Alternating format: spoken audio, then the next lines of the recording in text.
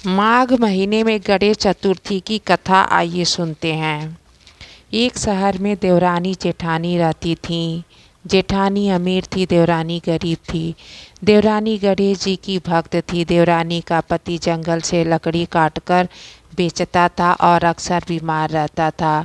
देवरानी जेठानी के घर का सारा काम करती और बदले में जेठानी बचा हुआ खाना, पुराने कपड़े आदि उसको दे देती थी।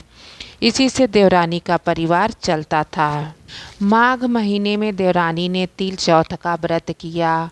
5 आने का तिल और गुड़ लाकर तिलकुट बनाया। पूजा करके तिल चौथ की कथा कहानी सुनी और तिलकुट छीके में रख दिया और सोचा कि चाँद उगने पर पहले तिलकुट और उसके बाद ही कुछ खाएगी। कथा सुनकर वह जेठानी के यहाँ चली गई। खाना बनाकर जेठानी के बच्चों से खाना खाने को कहा तो बच्चे बोले माँ ने व्रत किया है और माँ भूखी है, जब माँ खाना खाएगी हम भी तभी खाएंगे। जेठ जी को खाना खाने को कहा तो जेठ जी बोले मैं अकेला नहीं खाऊंगा, जब चाँद निकलेगा तब हम सब साथ खाएंगे। तब जेठानी ने देवरानी से कहा कि आज तो किसी ने भी अभी तक खाना नहीं खाया, तुम्हें कैसे दे दूं, तुम सुबह सवेरे ही बचा हुआ खाना ले जाना। देवरानी के घर पर पति बच्चे सब आस लगाए बैठे थे कि आज तो त्योहार है, इसलिए कुछ पकवान आदि खाने को मिलेगा। किंतु जब बच्चों को पता चला कि आज तो रोटी भी नहीं मिलेगी तो बच्चे रोने लगे। उसके पति को भी बहुत गुस्सा आया और कहने लगे सारा दिन काम करके भी 2 रोटी नहीं ला सकती तो काम करने क्यों जाती हो।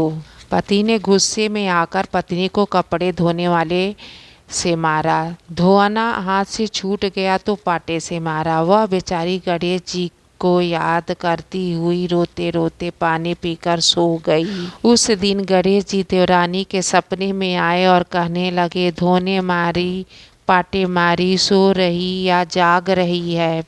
वह बोली कुछ सो रही हूँ, कुछ जाग रही हूँ। गणेश जी बोले भूख लगी है, कुछ खाने को दे दे। देवरानी बोली क्या दूँ, मेरे घर में तो अन्न का एक दाना भी नहीं है। जेठानी बचा खुचा खाना देती थी, आज वह भी नहीं मिला। पूजा का बचा हुआ तिल कुट्टा छीके पे पड़ा है, वही खा लो। तिलकुट खाने के बाद गणेश जी बोले धोने मारी, पाटे मारी, निपटाई लागी है, कहाँ निपटे। वह बोली यह बड़ा घर, जहाँ इच्छा हो वहाँ निपट लो। फिर गणेश जी बच्चे की तरह बोले अब कहाँ पोंछूं। नींद में मगन अब देवरानी को बहुत गुस्सा आया कि कब से तंग किए जा रहे हैं, सो बोली मेरे सर पर पोछो।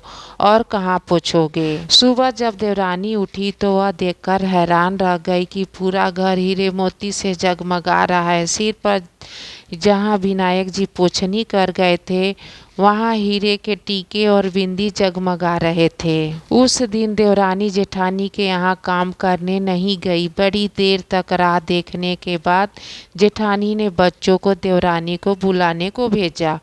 जेठानी ने सोचा कल खाना नहीं दिया इसलिए शायद देवरानी बुरा मान गई है। बच्चे बुलाने गए और बोले चाची चलो, माँ ने बुलाया है, सारा काम पड़ा है। देवरानी ने जवाब दिया कि अब उसकी ज़रूरत नहीं है, घर में सब भरपूर है गणेश जी के आशीर्वाद से।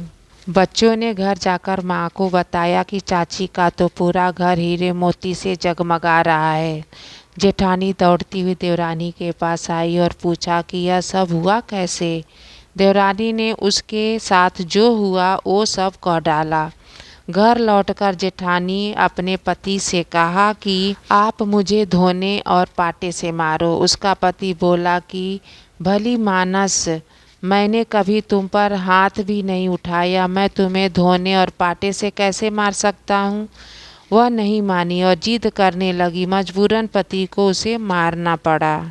उसने ढेर सारा घी डालकर चूरमा बनाया और छीके में रखकर सो गई। रात को चौथ विनायक जी सपने में आए। कहने लगे भूख लगी है, क्या खाऊं। जेठानी ने कहा हे गणेश जी महाराज, मैंने देवरानी के यहाँ तो अपने सूखा तिलकुट खाया था, मैंने तो झरते घी का चूरमा बनाकर आपके लिए छीके में रखा है। फल मेवे भी रखे हैं, जो चाहे खा लीजिए। बाल स्वरूप गणेश जी बोले, अब निपटे कहाँ? जेठानी बोली, उसके यहाँ तो टूटी फूटी झोपड़ी थी, मेरे यहाँ तो कंचन के महल हैं, जहाँ चाहो निपटो। फिर गणेश जी ने पूछा, पोछूं कहाँ? जेठानी बोली, मेरे ललाट पर बड़ी सी बिंदी लगाकर पोछ लो। मुझसे रूठे देवरानी पर टूटे। जेठानी घर की सफाई करने की बहुत कोशिश की, परंतु गंदगी और ज़्यादा फैलता गया। जेठानी के पति को मालूम चला तो वह भी बहुत गुस्सा हुआ और बोला, तेरे पास इतना सब कुछ था, फिर भी तेरा मन नहीं भरा। परेशान होकर चौथ के गणेश जी से मदद की विनती करने लगी। गणेश जी ने कहा, देवरानी से जलन के कारण तूने जो किया था वह उसी का फल है। अब तू अपने धन में से आधा उसे देगी, तभी वह सब साफ होगा। उसने आधा धन बांट दिया, किंतु मोहरों की एक हांडी चूल्हे के नीचे गाड़ रखी थी। उसने सोचा किसी को पता नहीं चलेगा। उसने उस धन को नहीं बांटा। उसने कहा, हे गणेश महाराज जी, अब तो अपना यह बिखराव समेटो।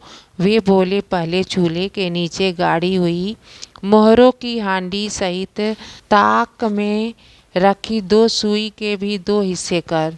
इस प्रकार श्री गणेश ने बाल स्वरूप में आकर सुई जैसी छोटी चीज का भी बंटवारा किया और अपनी माया समेटी।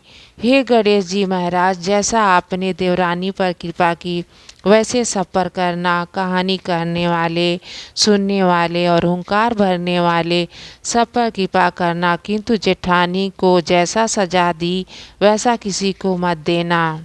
तो सब बोलो, गणेश जी महाराज की जय। चौथ माता की जय।